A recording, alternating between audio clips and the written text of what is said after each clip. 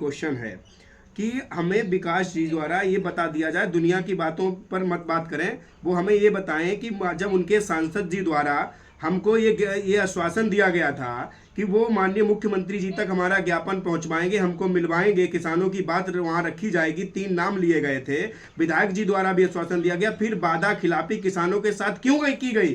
कुछ किसानों के घर पे पुलिस क्यों भेजी गई? मैं ये क्वेश्चन पूछना चाहता हूं।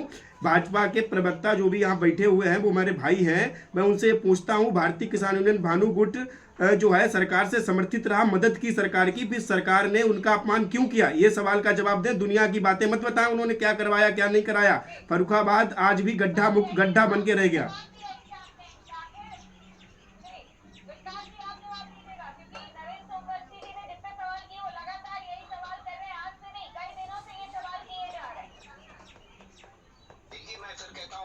नरेंद्र भाई जी को थोड़ा धैर्य रखना चाहिए चीजों को लेकर के।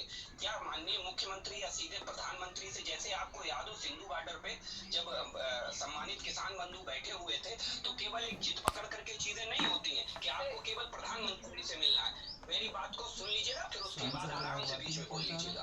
मैं तो आप केवल जिद पकड़ करके नहीं बैठ सकते कि माननीय प्रधानमंत्री जी से ये मिलना है मेरे को, और माननीय प्रधानमंत्री जी ही हमारी समस्या का समाधान करेंगे, ना कृषि मंत्री करेगा, ना अन्य जो सरकार की तरफ से पैनल भेजा जा रहा है, ना वो करेगा। तो ना ही आप विधायक सांसद से बात करने को तैयार है, आपको सीधे सीधे माननीय मुख्यमंत्री जी से बात करनी। दूसरी चीज, मुझे लगता है कि माननीय मुख्यमंत्री जी का ये सरकारी कार्यक्रम था, और उस कार्यक्रम को दृष्टिगत रखते हुए बाकायदा उसका मिनट टू मिनट एक चार्ट आया होगा, जो जिसका मुझे लगता है शासन प्रशासन के स्तर पर इम्प्लीमेंट होता है।